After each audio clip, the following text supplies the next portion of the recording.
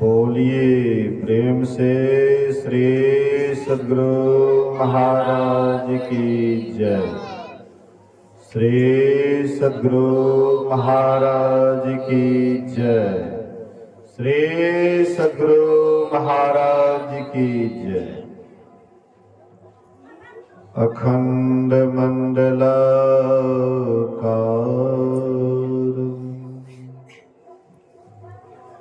व्याप्तं येन चराचरं तत्पदं दर्शितं येन तस्मै श्री गुरुवे नमः। धन्य धन्य सतगुरु सुखद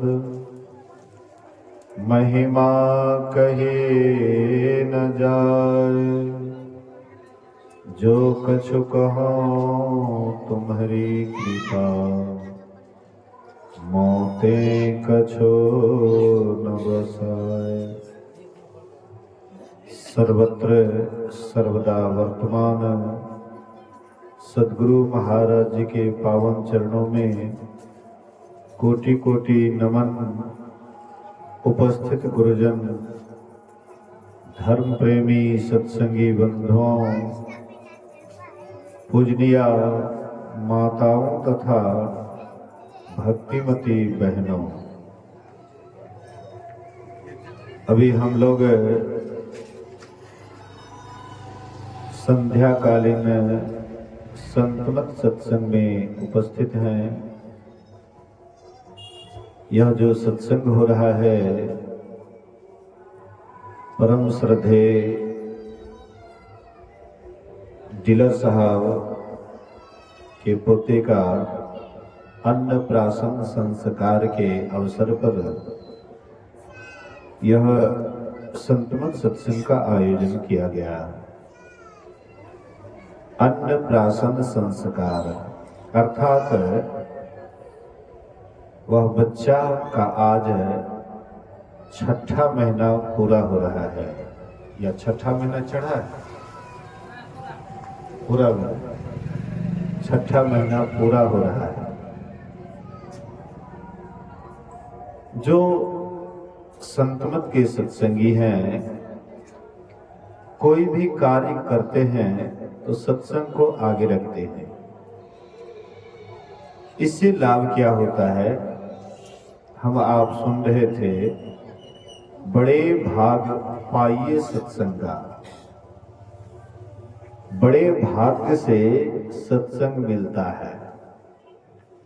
आप कहिएगा कि जब बड़े भाग्य से सत्संग मिलता है तो लोगों को तो अधिक से अधिक आना चाहिए, भीड़ तो बढ़ जाना चाहिए।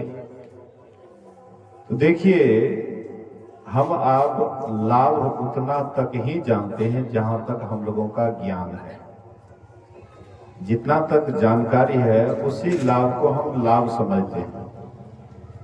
लेकिन जो महापुरुष हुए हैं, जो महान हुए हैं, उन्होंने देखा कि संसार में केवल लाभ ही लाभ नहीं है, संसार में हानि भी है। कोई संसार में आज तक कहने वाला नहीं हुआ कि हमारे जीवन में केवल लाभ ही लाभ हुआ है और हानि नहीं हुई है। संसार कैसा है? गुरु महाराज जी कहते हैं, नाहिन करिए जगत सो प्रीति। कहते हैं संसार से प्रेम मत करो। नाहिन करिए, नहीं करो संसार से प्रीति, प्रेम मत करो संसार से। गुरु महाराज जी कहते क्यों नहीं करना चाहिए? नाहिन करिए जगत सो प्रीति। कहते क्षण ही फुलावत क्षण मुरझावत जगत बिटप की रीति। यहाँ पर क्षण में देखते हैं फूल फुलाता है, क्षण में मुरझा जाता है। आप देखते हैं लोगों को एक ही क्षण में बड़ी खुशी रहती है, और कहीं कोई घटना घट जाती है तो तुरंत उसका चेहरा मुरझा जाता है, तुरंत रोने लग जाता है। क्षण ही फुलावत क्षण मुरझावत जगत बिटप की रीति। और फरत फल हरस शोक दो डाल पात विपरीति। कहते हैं इस संसार रूपी संसार में दो तरह के फल फलते हैं, एक है हर्ष और दूसरा शोक। कभी हर्षित हैं तो कभी शोकित हैं। राष्ट्र कवि दिनकर कहते हैं संसार में एक सा सदा जीवन रहता किसका सदा। संसार में एक जैसे जीवन हम किसी का नहीं देखते हैं। संसार में किसका समय एक सा रहता सदा, है दिवस निशा से घूमती सर्वत्र संपदा विपदा। संसार में देखते हैं कभी संपत्ति आता है कभी विपत्ति आती है। सूरदास जी महाराज कहते हैं ताते से ये अदुराई, इसीलिए परमात्मा की सेवा करो, इसीलिए ईश्वर की सेवा करो। ताते से ये अदुराई, संपत्ति विपत्ति विपत्ति सो संपत्ति, देह धरे कर यही सुहाई। संसार में रहोगे कभी संपत्ति तुमको मिलेगा कभी विपत्ति भी मिलेगा। कभी तुम धनी हो जाओगे कभी गरीब भी हो जाओगे, कंगाल भी हो जाओगे। संपत्ति विपत्ति सो संपत्ति, देह धरे को यही सुहाई। तरुवर फूले फले, हाँ कहते हैं जैसे हम देखते हैं वृक्ष में फूलता है उसके बाद फलता है और उसके बाद झड़ भी जाता है ना। आम पहले मंजर देता है, फूलता है, उसके बाद फलता है और बाद में आम भी झड़ जाता है, आम भी गिर जाता है। तो संसार में कहते हैं ऐसे ही है। संसार में आप एक जैसे कभी भी नहीं रह सकते हैं। आपके जीवन में हमारे जीवन में सुख दुख आते जाते रहता है। इसलिए जब हमें सुख मिलता है तो हम उसको भर पांच पकड़ते हैं कि ये सुख हमसे छूट नहीं जाए। सुख को सब आदमी चाहते हैं, कोई आदमी है दुख को चाहने वाले? सब आदमी सुख को पकड़ करके रखना चाहते हैं, लेकिन बेचारा सुख भी अस्थाई नहीं है। सुख भी आता है और फिर चला जाता है। सुख अस्थाई तो नहीं है लेकिन दुख भी अस्थाई नहीं है। आपके जीवन में दुख आता है तो क्या सदा के लिए दुख रहता है? दुख आता है, दुख भी चला जाता है। संसार में इसी तरह से आप संसार को देखेंगे, संसार बस ऐसे ही दिखाई पड़ेगा।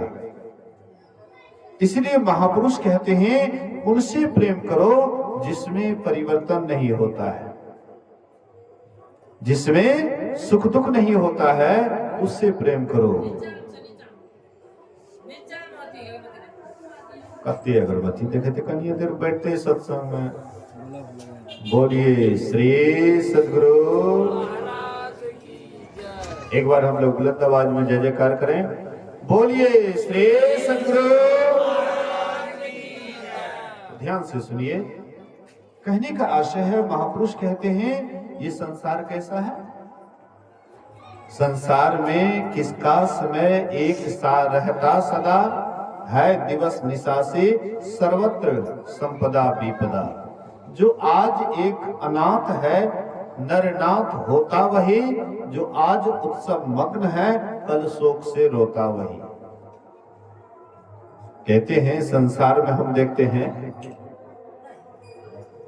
आज एक अनाथ है, कोई देखते हैं कभी कभी अनाथ हो जाता है, कोई देख रेख करने वाला नहीं होता है।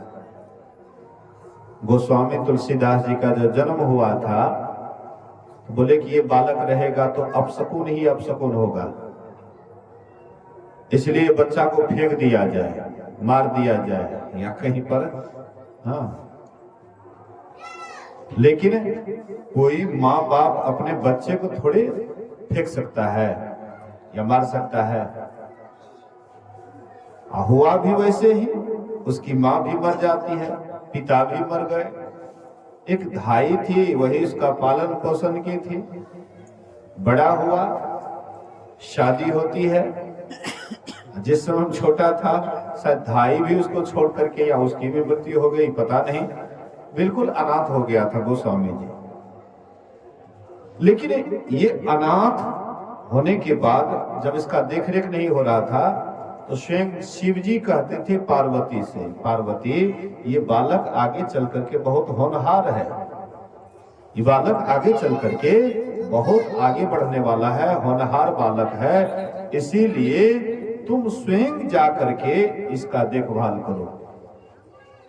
तो मां पार्वती आती थी भेष बदल करके, भेष बदल करके वह बालक को खिला पिला करके उसकी सेवा सुरक्षा करके और फिर चली जाती थी। अब सोचिए भगवान शिव भेज रहे थे उसकी सेवा के लिए, अनाथ था। जो आज एक अनाथ है नरनाथ होता वही, जो आज उत्सव मग्न है कल शोक से रोता रहेगा, जो आज एकदम आनंदित है उत्साह मग्न है कल वही रोते रहता है, रोने लग जाता है, उनके आंख से कोई आंसू पोंछने वाला नहीं होता है। इसलिए महापुरुष कहते हैं, संत महापुरुष कहते हैं कि संसार में इसी तरह से आते जाते रहता है सुख दुख। ना तो सुख से आसक्ति रखनी चाहिए और ना ही दुख से नफरत करना चाहिए, दोनों को गले लगाना चाहिए। आप सुख पा रहे हैं तो दुख कौन पाएंगे? सुख के समय आपको बड़ा अच्छा लगा, लेकिन दुख को भी आप अच्छा मानिए ना। अगर दुख को आप गले लगाइएगा फिर वह दुख भी आपको एक बहुत बड़ा प्रेरणादायक हो जाएगा, उनसे आपको कुछ न कुछ सीख मिलती है, उपदेश मिलता है। लेकिन हम लोग दुख तो चाहते नहीं, लेकिन दुख आता है और दुख आता है तो रो करके उसको बिताते हैं, दुख को रो बिलक करके बिताते हैं और सुख में एकदम पूरा आनंदित हो जाते हैं। दुर्योधन की तरह, दुर्योधन को जब सुख मिला तो पगला गया। पांडव बोले कि आधा दे दो, बोले कि नहीं दूंगा। बोले 5 ही गौ दे दो, बोले कि वो भी नहीं दूंगा। सुई का नोक भी नहीं दूंगा। लेकिन बाद में प्राण से हाथ धोना पड़ा। इसलिए सुख में पगलाना नहीं चाहिए और दुख में बिलखना नहीं चाहिए। सुख भी आपका साथी है और दुख भी आपका साथी है। महाभारत की लड़ाई जब समाप्त हो जाती है तो भगवान कृष्ण सबसे विदा ले रहे थे। अंत में फुआ कुंती के पास आए और फुआ कुंती से कहते हैं, फुआ अब मैं जा रहा हूं, अब तुम्हारा पुत्र राजा बन गया है, तो राजमाता हो गई है, सब सुखी हो गया है, इसलिए मैं जा रहा हूं, अगर कोई वरदान मांगना है तो हमसे मांग ले। तो कुंती कहती है, कृष्ण अगर तुम्हें कुछ देना है तो हमको दुख दो। कहते फुआ ये क्या मांग रही है? अरे मैंने तुम्हें वरदान मांगने के लिए कहा है, आशीर्वाद मांगने के लिए कहा है, अरे तुम शाप मांग रही है? तुम तो दुख में थी, जंगल जंगल कहां कहां क्या क्या की, कितना भटकी, कितना कितना दुख का सामना करना पड़ा, और इतना परिश्रम के बाद आज तो राजमाता हो गई है, तुम्हारा बेटा राजा हो गया है, अब तो तुम्हारा सारा दुख समाप्त हो गया, तो फिर ये क्या मांग रही है दुख? बोले बेटा तुमने बिल्कुल सही कहा, कृष्ण तुमने बिल्कुल सही कहा, जब हम दुख में थे तो तुम हमारे साथ में रहता था ना, जब भी पुकारते थे तो हमारे अंग संग रहता था। लेकिन आज मैं राजमाता हो गई, आज मैं सुखी हो गई, इसलिए न छोड़ के जा रहे हो। आज मैं राजमाता हो गई, मेरा बेटा राजा हो गया, हम बिल्कुल सुखी संपन्न हो गई, इसलिए तुम जा रहे हो ना। अगर दुख में रहती तो तुम जाता, हमें छोड़ करके दुख में रहती तो तुम जाता। बोले नहीं, बोले कि इसीलिए हमको दुख चाहिए, अगर दुख होगा तो फिर तुम हमारे साथ रहोगे। लोग दुख से नफरत करते हैं, दुख से भागते हैं, कहां जाइएगा भाग करके? अगर छोटा छोटा दुख को आप नहीं सहिएगा, एक बार जब बड़ा दुख आएगा उसको कैसे सहिएगा? आपके शरीर में कोई कष्ट होता है, उस समय आप रोने लग जाते हैं, और जब अंतिम बारी आएगा, जब आपके शरीर से यह प्राण को निकाला जाएगा, तब आप उस समय क्या कीजिएगा? उस समय हाय हाय कीजिएगा, आंख से आंसू बहाइएगा, दम खींचने लगेंगे यमदूत। इससे पहले ही थोड़ा थोड़ा दुख को सहने का कोशिश करो ना। अब दुख सहने का क्या मतलब है? दुख सहने से मतलब है, जो साधना में थोड़ा थोड़ा दुख सहते हैं, धीरे धीरे उसी का जीवन सुखी हो जाता है। साधना क्रम में थोड़ा कष्ट होता है, ध्यान पर बैठना पड़ता है, सत्संग में बैठना पड़ता है, मन को सब ओर से मोड़ना पड़ता है, ईश्वर भक्ति में लगाना पड़ता है। लेकिन ये थोड़ा थोड़ा दुख को अगर आप गले नहीं लगाइएगा, तो फिर आपके सामने में कभी पहाड़ भी टूटने वाला है। पहाड़, दुख का पहाड़ भी टूटने वाला है, फिर उसको कैसे बर्दाश्त कीजिएगा? कोई आएगा बचाने के लिए? कोई आपका साथ नहीं देगा, सब आपका साथ छोड़ देंगे। ये तन साथ देगा, ये मन साथ देगा, सदगुरु बिन जहां में कोई न साथ देगा, जहां में कोई न साथ देगा। ये तन भी आपका साथ छोड़ देंगे, ये मन भी आपका साथ छोड़ देंगे, सब आपको नीचे ही गिराने का काम करेंगे। फिर आपके उस समय में क्या गति होगी? कौन आपको उस समय बचाएंगे? एक सदगुरु कहिए या परमात्मा कहिए, वही परमात्मा ही आपको बचाएंगे। बाद बाकी तो सब क्षण भंगुर है। कहने के लिए हम आपके साथ में हैं, लेकिन कब तक आप हमारे साथ में हैं? कोई प्यारा से प्यारा आपका घनिष्ठ है, मित्र है, पति है या पत्नी है, या बेटा है या बेटी है, कोई भी है, खाली मुंह पर कहने वाले हैं हम आपके साथ हैं, लेकिन हम आपके साथ कब तक हैं? महापुरुष कहते हैं ये असली साथ नहीं है, नकली साथी है। असली साथी तो परमात्मा है, जिसने तुम्हें संसार में भेजा है। संसार में भेजा है वही सबसे बड़ा साथी है, लेकिन उस साथी को हम भूल जाते हैं। संत कबीर साहब कहते हैं सौदा करन को याजक आया, पूंजी लाया मूल गमाया, प्रेम नगर का अंत न पाया, ज्यों आया त्यों जावे गारे। अरे दिल गफलत गाफिल मत रह, एक दिन जम तेरे आवेगा रे। हे दिल, तू क्यों गाफिल पड़ा हुआ है? क्यों गफलत में पड़ा हुआ है? क्यों संसार के गपशप में, बात विचार में तू व्यस्त है? अरे एक दिन तो तुम्हारा यमराज आने वाला है, तू पहले ही क्यों नहीं सचेत हो जाता है? क्यों नहीं सावधान हो जाता है? इसलिए संत महापुरुष कहते हैं कि आपको आगे बहुत लंबा यात्रा करना है। हम आप यहाँ जो आए हैं बहुत लंबा यात्रा करके आए हैं परमात्मा से। परमात्मा में पहले मौज हुई, मौज होने के बाद कंपन हुआ, कंपन से शब्द हुआ, शब्द से प्रकाश हुआ, और प्रकाश से अंधकार। अभी हम लोग कहाँ पड़े हुए हैं? अंधकार में। आप कहिएगा कि नहीं बाबा हम तो प्रकाश में हैं, बिजली की रोशनी हो रही है, हम तो प्रकाश में हैं। तो हम प्रकाश में हैं तो इधर बाहर में देखते हैं प्रकाश को, बाहर हाँ दूसरे की तरफ देखते हैं, संसार की तरफ देखते हैं, तो आपको प्रकाश दिखाई पड़ रहा है। थोड़ा अपने तरफ झांकिए तो, अपने तरफ देखिए तो आप कहाँ हैं? आंख बंद कीजिए, अपने तरफ निहारिए, अपने तरफ देखिए तो घनघोर अंधकार में पड़े हुए हैं। यही अंधकार में यमराज का वासा है। बोलिए श्री सद्गुरु महाराज की जय। यमराज का वासा कहाँ है? उसका दौड़ कहाँ है? यही अंधकारे में, अंधेरिये में आता है यमराज, जबरदस्ती पकड़ पकड़ करके सीधे नरक में डालता है। अंधकार में जब तक रहिएगा, घनघोर अंधकार में, तब तक यमराज का डर है। संत कबीर साहब ने बड़ा सुंदर कहा है, नाम सुमर नर बाबर। हे पागल, क्यों तू गफलत में पड़ा है? नाम सुमर नर बाबरे, तोरी सदा न देहिया रे। हे पागल, क्यों तू इस संसार के झंझट में पड़ा हुआ है? तुम्हारा ये शरीर सदा नहीं रहेगा।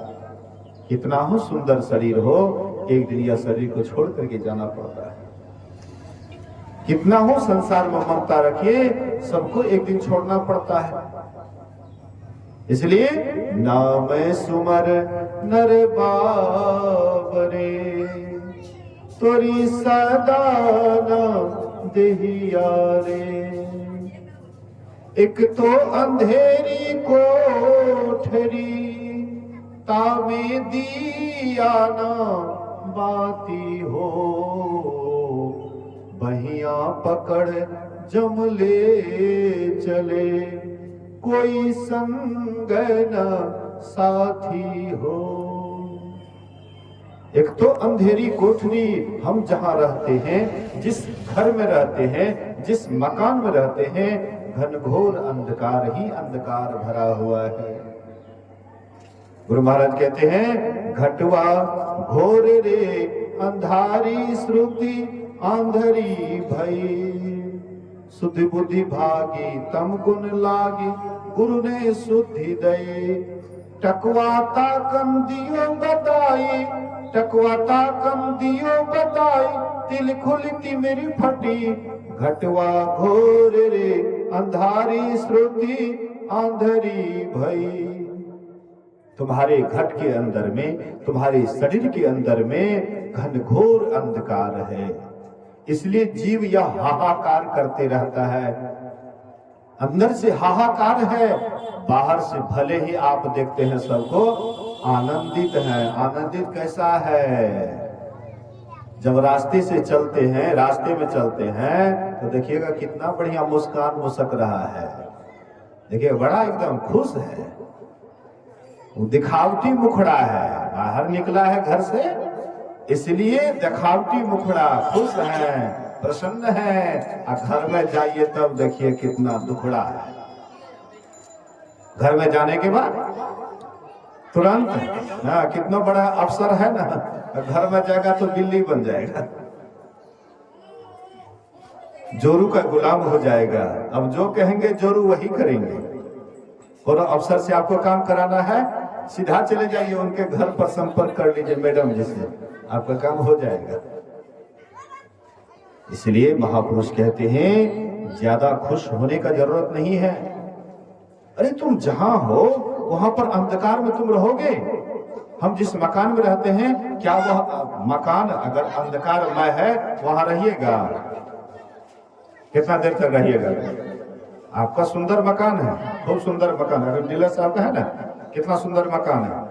आइए मकान में केवल अंधकार ही अंधकार भरा हो, है घनघोर अंधकार हो। जिस समय में बिजली नहीं थी, उस समय में भी लोग प्रकाश की व्यवस्था करते थे न, चाहे मिट्टी तेल से हो या दीपक से हो, सरसों तेल से हो, लेकिन रोशनी करते थे। अंधकार में हम कभी नहीं रहना चाहते हैं। जिस समय बिजली नहीं थी फिर भी प्रकाश करते थे, मतलब प्रकाश से हमको बहुत लगाव है। लेकिन बाहर में तो हम खूब जगमग कर लेते हैं, प्रकाश कर लेते हैं, लेकिन जहां हम हैं, शरीर के अंदर में जो हम हैं, यहाँ पर अंधकार कई जन्मों से है, एक ही जन्म से नहीं।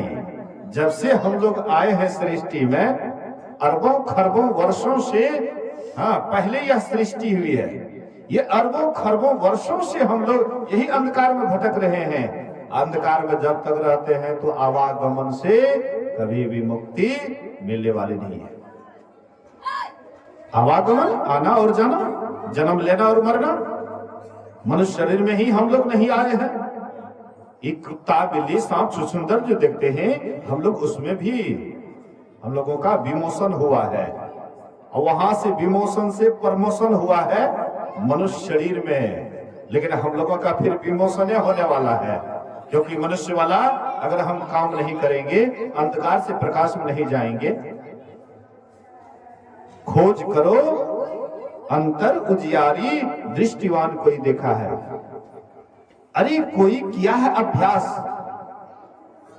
कोई अभ्यासी अभ्यास किया है, अपने भीतर में झांका है, उनको प्रकाश मिला। तुम्हारे हमारे अंदर में भी प्रकाश है और वह परमात्मा का प्रकाश है।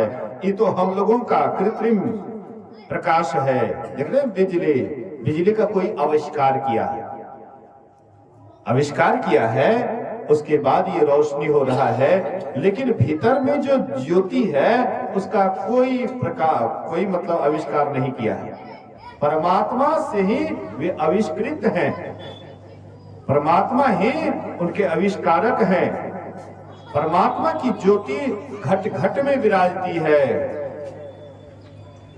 घट घट अंतरी ब्रह्म लुकाइया, घट घट ज्योति सबाई, बजर कपाट मुक्ते गुरुमती, निर्भय ताड़ी लाई। गुरु नानक देव कहते हैं वज्र कपाट। गुरु महाराज जी भी अपने गुरु से प्रार्थना करते हैं, गुरु खोलिए वज्र कपाट, अंधेरी सन्मुख की। हमारे अंदर में जो घनघोर अंधकार है, वह अंधकार का वज्र कपाट, वज्र कपाट, वज्र के समान, पत्थर के समान, इतना मजबूत वह अंधकार है कि जल्दी हटने का नाम नहीं लेता। वज्र कपाट। कुछ सत्संगी जब भजन भेद लेते हैं, कुछ दिन करते हैं ध्यान भजन, उसके बाद धीरे धीरे ढीले पड़ जाते हैं। और ध्यान करते कहाँ कुछ देखते हैं, आंख बंद करते हैं तो वही अंधारिया। काहे के लिए ये सब करेंगे, चलो छोड़ दो, छोड़ देते हैं। कहते हैं हाँ कहाँ इतना देर ध्यान कर लिए, कहे छे प्रकाश है छे, कहे छे शब्द सुने छे, ये तो कतो कुछ नहीं छे, ये सबटा बनावटी बात छे। हम लोगों के मन में ऐसा होता है। थोड़ा सा विचार करें, एक आदमी, एक पत्थर था, उस पर घन मारने लगा, 1 2 3 करके 99 घन में वह पत्थर नहीं टूटा, लेकिन 100वां घन जो लगता है तो वह पत्थर 2 टुक हो गया। तो वह बेचारे रोने लगे, हाथ पर माथा पर हाथ दे करके रोने लगे। कोई महात्मा पूछते भाई क्यों रो रहे हो? बोले कि देखिए 99 चोट मेरा बेकार चला गया, आखिर फूटा तो 100वां चोट में, 99 चोट बेकार चला गया। बोले अरे मूर्ख, 99 चोट बेकार नहीं गया, बल्कि एक चोट दिया, हल्का सा उसमें हल्का सा सिसकी हुआ, धीरे धीरे वही दरार बना, अंत में 100वां चोट में 2 भाग हो गया, 99 बेकार नहीं गया। इसी तरह से हम आप जब साधना करते, ध्यान करते हैं, कोई अनुभूति नहीं होती है, निराश हो जाते हैं, नहीं ये हमसे नहीं होगा। जो पहले ही निराश हो जाते हैं हमसे नहीं होगा, शायद उसके जीवन में कभी नहीं हो सकता है। लेकिन जिनके अंदर में उत्साह रहेगा, कितना कठिन से कठिन काम हो लेकिन उत्साह पूर्वक करता है, कठिन काम भी उनके लिए सुलभ हो जाता है, आसान हो जाता है। शुरुआत में कोई भी काम कठिन बुझाता है और वही अभ्यस्त होने के बाद आसान हो जाता है। करत करत अभ्यास ते जड़मती हो सुजान, रसरी आवत जाते सिल पर पड़त निशान। बराबर जिस चीज का आप अभ्यास करते हैं, धीरे धीरे उसमें गहराई आती है, धीरे धीरे अनुभव होता है, अधिक से अधिक आगे बढ़ते हैं। तो बाहरी आप बहुत अभ्यास करते हैं, बहुत आपको जानकारी है, बहुत ज्ञान है, हर तरह का आपके पास में ज्ञान है, लेकिन भीतर धंसने का अगर ज्ञान नहीं है तो यमराज के ही राज में रहिएगा, यमराज के राज से नहीं बच पाइएगा। बस एक ही उपाय है यमराज के राज से बचने का, आप जब तक 9 दरवाजे में रहिएगा, यही नरक का दरवाजा है।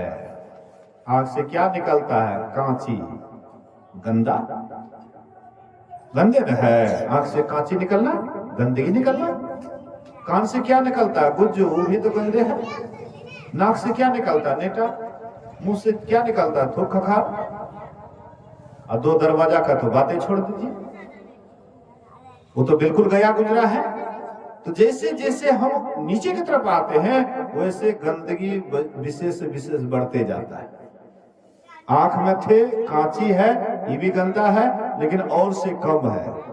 उससे ज्यादा गंदा है कान, उससे गंदा है नाक, उससे ज्यादा मुंह। नीचे वाला मलमूत्र विसर्जन वाला वह और भी गंदा है। इसलिए महापुरुष कहते हैं कि हम 9 दरवाजे से ऊपर उठें। 9 दरवाजे में रहेंगे, नरक के दरवाजे में रहेंगे, यमराज के राज्य में रहेंगे, और जबरदस्ती नहीं चाहते हुए भी जन्म मरण का चक्र लगा ही रहेगा। कौन चाहता है कि हमारा जन्म हो, हमारी मृत्यु हो? जन्म होगा तो मरण होगा ही। जिसका जन्म हुआ है उसकी मृत्यु ध्रुव निश्चित है। लेकिन कौन चाहता है बारंबार जन्म लेने के लिए, बारंबार मरने के लिए? बच्चा जिस समय जन्म लेता है तो काहे रोता है? दुख होता है। और जब मरते हैं उस समय में भी उदास रहता है चेहरा, कितने का आंसू भी बहते हैं। दुख प्रकट नहीं कर पाता है, दम जब टूटने लग जाता है तो उसका बोलिए हरण हो जाता है। चेहरा से पता लगता है कि बहुत दुखी है, बहुत कष्ट में है। ये जो जन्म लेने का और मरने का जो ये बहुत बड़ा दुख हमारा पीछा कर रहा है, ये दुख का सरदार को जब तक नहीं पकड़िएगा तब तक ये दुख अंत नहीं होगा। इसका दुख का सरदार कौन है? जन्म मरण से चक्र से मिटाने के लिए 10वें द्वार में जब तक नहीं जाइएगा तब तक ये आवागमन से कभी मुक्त नहीं हो पाइएगा। ये 10वां दरवाजा की व्यवस्था सबके पास है। गरीब हो, अमीर हो, स्त्री हो, पुरुष हो, बच्चे हो, जवान हो, बूढ़े हो। जिस समय बच्चा रहता है तो नादान रहता है, उसके पास उतना ज्ञान नहीं रहता है। हाँ, कोई ध्रुव की तरह हो, प्रहलाद की तरह हो, कम ही उम्र में प्राप्त कर सकता है। लेकिन वैसा कम बच्चा है। बच्चा में खेलने धूपने में इधर उधर में ही समय बीत जाता है। और जवानी जब आता है तो चाल मतवाला चलने लग जाता है। तब तो किसी का मानता ही नहीं है कौन गुरु है, कौन पिता है, कौन माता है, कौन परिवार है। हाँ, जब जालिम जोर जुआपन आए, ब्याह लाई सुंदरी, हरिपद सुधा छाड़ी निश्वासर, पिबत विष गगरी, अमन पामर हो नर्तन काहे को धरी। मनुष्य शरीर क्यों धारण किया? तो जवानी में तो, युवापन में तो मन मतवाला हो जाता है, और जब बुढ़ारी आता है तब तो शरीर काम नहीं करता है। वृद्ध भयो तन कांपन लागे, कपित बात घड़ी, लक्ष्मीपति पछतात सेज पर, अब हम क्या करी। आज मैं पिठौरा में सत्संग कर रहा था, एक मतलब लेडीज थी। मैंने कहा कि अब आप लोगों को दीक्षा ले लेना चाहिए। तो कहती है कि हमारे सास ससुर वृद्ध हो गए तो इधर दीक्षा लिए हैं। 1-2 महीना पहले उसका सास ससुर दीक्षा लिए। बोले बाबा हम भी ऐसे हो जाएंगे तो अब हम भी लेंगे दीक्षा, अभी कौन जल्दी है। मैंने कहा ये लोग जो दीक्षा लिए टाइम पास के लिए लिए हैं, आप जो लीजिएगा तो आपसे होगा। हम बोले अच्छा धन कब कमाते, बुढ़ारी में कि जवानी में? इतने बाबा जवानी में। बाल बच्चे का लालन पालन कब करते हैं, जवानी में कि बुढ़ारी में? जवानी में। मकान बनाते कब, जवानी में कि बुढ़ारी में? जवानी में। मतलब प्रत्येक काम जो भी करने वाला है, जो कर सकते हैं तो जवानी में करते हैं। बैंक बैलेंस करना है कब? जवानी में। लेकिन भक्ति कहते हैं बुढ़ारी में करेंगे। अरे भैया बुढ़ारी में कैसे करोगे? तुम्हारा शरीर ही बेकाम हो जाएगा, इंद्रियां ही काम नहीं करेगी। शरीर आपका काम नहीं करेगा तो आप बैठिएगा साधना में, ध्यान में बैठिएगा, सत्संग में भी मन नहीं लगेगा। बूढ़े होने के बाद वो बंदर के समान हो जाता है, खुर खुर खुर खुर खुर खुर खुर खुर करते रहता है। बाड़ियों को कमाएगा तो खड़ को कौन उखाड़ेगा, और जो बाड़ी जा रही उसी को काटते जाएगा। बंदर जैसे स्वभाव हो जाता है, सत्संग में भी नहीं बैठ पाता है। लेकिन जवानी में जो सत्संग करते हैं उसी का मन बुढ़ारी में भी लगता है। जो जवानी में साधना करते हैं उसी का मन साधना में बुढ़ारी में भी लगता है। लेकिन जवानी में तो हम अलग ही दिमाग के रहते हैं, किसी का तो कुछ सुनते नहीं है। अब बाद में दुख किसको होता है? अगर आप बड़े लोगों का नहीं सुनिएगा, ज्ञानियों का नहीं सुनिएगा, तो फिर दुख किसको उठाना पड़ेगा? दुख तो आप ही को उठाना पड़ेगा। इसलिए संत महापुरुष कहते हैं कि थोड़ा सा चेतो करो भजन मन लाई, साही विधि सतगुरु से पाई। करी आस परम फल का, भरोसा क्या कल का। मन भजन करो भगवान, भरोसा क्या कल का। कल पर क्यों टाल रहे हो कि कल हम करेंगे, कल को कौन जानता है। युधिष्ठिर जी महाराज दरवाजे पर कोई काम में व्यस्त थे। एक भिखारी आ गया। तो भिखारी कहता है, याचना करते हैं कुछ दीजिए। युधिष्ठिर जी महाराज कहते कल आना, अभी हम व्यस्त हैं, कोई काम में फंसे हुए व्यस्त हैं, कल आना। भीम सुन रहा था, एक नगाड़ा लिया और भीम जोर जोर से नगाड़ा बजाने लगे। युधिष्ठिर कहते हैं कि किस बात, किस खुशी में नगाड़ा बज रहा है, कि कौन सा खुशहाली है, क्यों तुम नगाड़ा बजा रहे हो? बोले कि भैया वह जो आया था मांगने के लिए, आपने कहा कल आना, इसका मतलब काल पर आपको विजय प्राप्त कर लिए हैं। कल तक आपको अधिकार में है कि कल तक हम रहवे करेंगे संसार में। युधिष्ठिर कहते बहुत भूल हो गया, जल्दी बुलाओ उसको। याचक को जल्दी बुलाए और जो भी देना लेना था दे लेकर के उसको निकाले।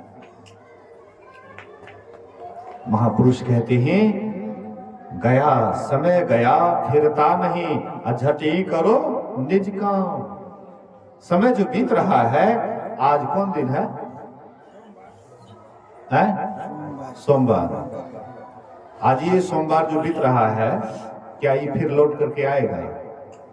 आप कहिएगा सोमवार तो आएगा, लेकिन सोमवार आएगा, लेकिन दूसरा सोमवार आएगा, ये सोमवार नहीं आएगा।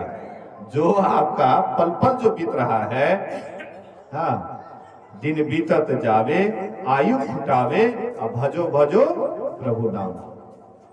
आपका दिन बीत रहा है, आयु खत्म हो रहा है, इसलिए प्रभु का नाम जपना चाहिए।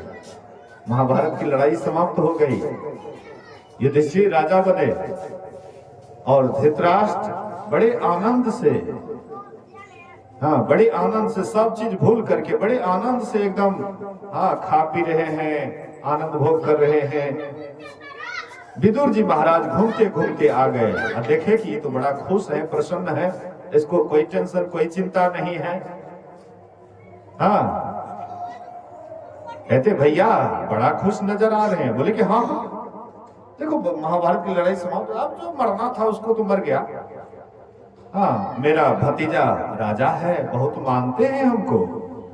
बोले कि भैया मैं एक कहानी कहता हूँ। बोले कि हाँ हाँ, तुम गया था बहुत साधु महात्मा के पास, बहुत सारे ज्ञान तुम सुना होगा, कुछ सुनाओ। विदुर जी कहते हैं भैया, एक सज्जन रास्ते से जा रहा था और उसका पीछा 6 सुर वाला हाथी किया। हाथी देखे हैं 1 सुर वाला, लेकिन यहाँ पर कहते विदुर जी 6 सुर वाला हाथी उसका पीछा किया। तो हाथी के डर से बेचारे भागने लगे। अब भागते भागते भागते भागते एक डार था, उसको पकड़ लिया। और जो डार को पकड़ा हुआ था, नीचे था कुआं, भथा कुआं, और नीचे में एकदम विशेला सर्प इंतजार कर रहा था कि जैसे ये डाल, हाँ, टूटेगा। जिस डाल को पकड़े हुए थे उसको 2 काला, हाँ, 2 चूहा काट रहा था, एक सफेद काला, एक सफेद और एक काला, दोनों चूहा उसको कुतर रहा था, काट रहा था। नीचे में विशेला सांप है, जैसे डाल टूटेगी गिरेगा उसको वहीं पर डस लेंगे। बगल में अगर छोड़ करके, डाल छोड़ करके भागता है तो 6 सिर वाला हाथी है, उसको मसल देंगे। आज जिस डाल को वे पकड़े हुए हैं उसको भी सफेद और काला रूपी चूहा उतर रहा है। तब तक उसका नजर पड़ गया ऊपर एक मधु का छत्ता था, मधु का छत्ता था, उसमें चिल्हा झपट्टा मारता है, उससे रस टपकने लगा। जैसे मधु का रस टपकने लगा, एक बूंद जब जीभ पर गया, बड़ा स्वाद लगा। अब वह जो टपक रहा था एकदम जीभ पर चाट रहे थे, हाँ बड़ा स्वाद लग रहा था, और सब बात को भूल गया कि हम इस डाल को छोड़ करके भागेंगे तो ये हाथी हमको मार देगा। आज जिस डाल को पकड़े हुए उसको भी सफेद और काला चूहा काट रहा है, और कहीं वह कट जाएगी, गिरेंगे तो नीचे हमको खत्म कर देगा। सबको भूल करके एकदम हाँ मधु के रस में एकदम मत वाला है, मस्त है। तो धृतराष्ट्र कहते हैं बिल्कुल वह पागल था, बिल्कुल वह पागल था। अरे वह पागल को किसी तरह से बचने का प्रयास करना चाहिए, किसी तरह से जान बचे तो लाख उपाय। कहते वह मूर्ख और कोई नहीं है, आप ही हैं। वह मूर्ख दूसरा नहीं है, हम सब ही वह मूर्ख हैं। ये 6 सुर वाला हाथी क्या है? ये जो 6 प्रकार की ऋतु है, यही है 6 सुर वाला हाथी। ग्रीष्म, वर्षा, शरद, हेमंत, शिशिर और बसंत, यही है 6 सुर वाला हाथी। ये हम आपका पीछा कर रहा है। हम लोग भागते भागते आयु रूपी डाल को पकड़ लेते हैं। हमारी आयु तो इतना है, हम तो इतना दिन तक जिएंगे, अभी हम कोनो बूढ़े हो गए हैं, अभी दीक्षा लेंगे, परमात्मा की भक्ति करेंगे, अभी जवान हैं।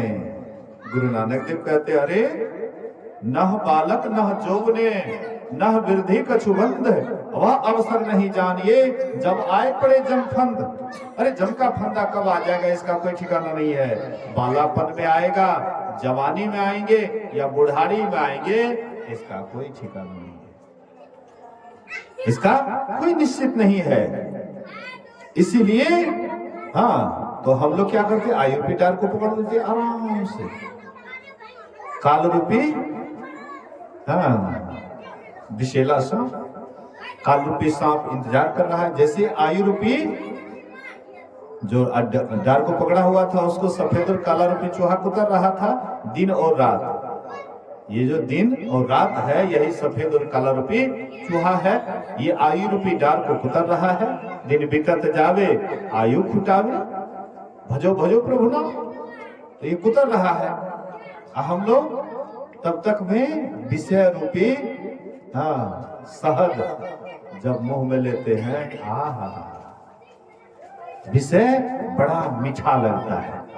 जैसे आपको खुजली होती है तो खुजलाने में बड़ा मीठा लगता है, अब बाद में जब जलन होता है तब पता लगता है। विषय का भोग भोगते हैं तो भोगने समय में बहुत प्यारा लगता है, अब बाद में वही भोग रोग का रूप लेता है, बुढ़ापा आ जाता है, शरीर आपका रोगी हो जाता है। फिर आपको परमात्मा से भी प्रार्थना करिएगा तो वो आपका ठीक नहीं होगा। जो आपको हाँ जो आपने किया है उसका भोग आपको भोगना पड़ेगा। कबीर साहब कहते हैं दुख में सुमरन सुख में सुमरन ना किया और दुख में किया याद। अब कहे कबीर दास को कौन सुने फरियाद, तुम्हारी फरियाद को कौन सुनेगा। जब तुम सुखी था तब तुम एक बार भी परमात्मा का नाम नहीं लिया, एक बार भी उसकी भक्ति नहीं की। जब बुढ़ापा आ गया या कोई रोग धर लिया तब तुम हे भगवान करते, भगवान तुम्हारी पुकार को सुनेंगे? नहीं सुनेंगे।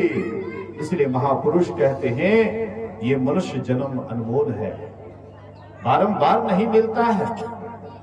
इस शरीर में आकर के वह काम कर लेना चाहिए जो काम देवता से भी नहीं हो सकता है। देवता से कौन काम नहीं हो सकता है?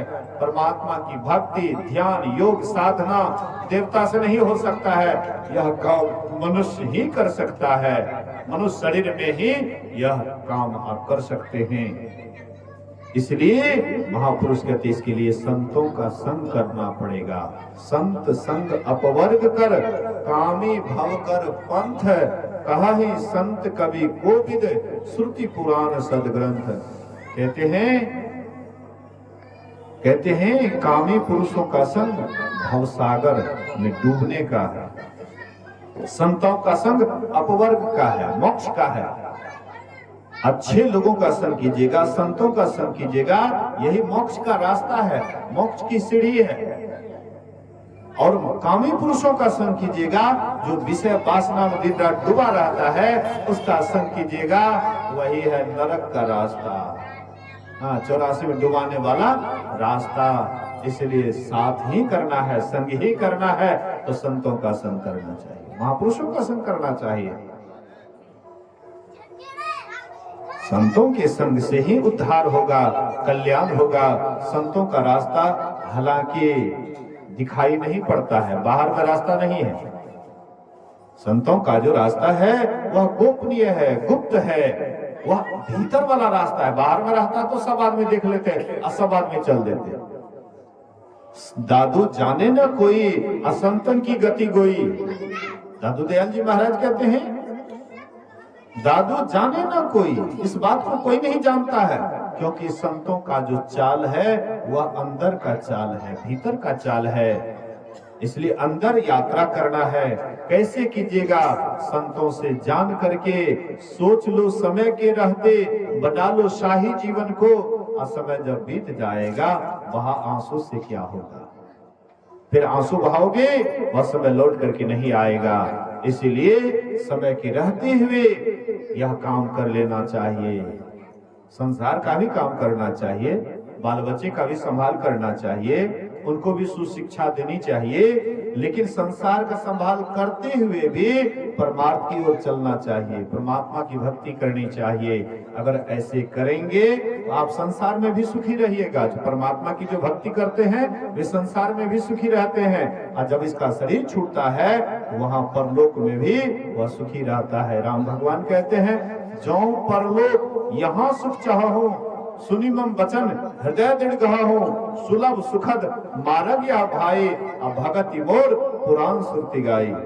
हे भाई, मेरी जो भक्ति है यहाँ भी सुख देता है, यहाँ से जाने के बाद परलोक में भी सुख देता है। और जो भक्ति नहीं करेंगे तो यहाँ भी दुखी रहेंगे, यहाँ से जाने के बाद वहां भी दुखी रहेंगे। तो हम आप सुख चाहते हैं तो ईश्वर की भक्ति करें, परमात्मा की भक्ति करें, इसी से हमारा जीवन सार्थक और सफल होगा। इसी वचन के साथ एक बार सब आदमी गुरु महाराज जी की जय जयकार बुलंद आवाज में करें। बोलिए श्री सद्गुरु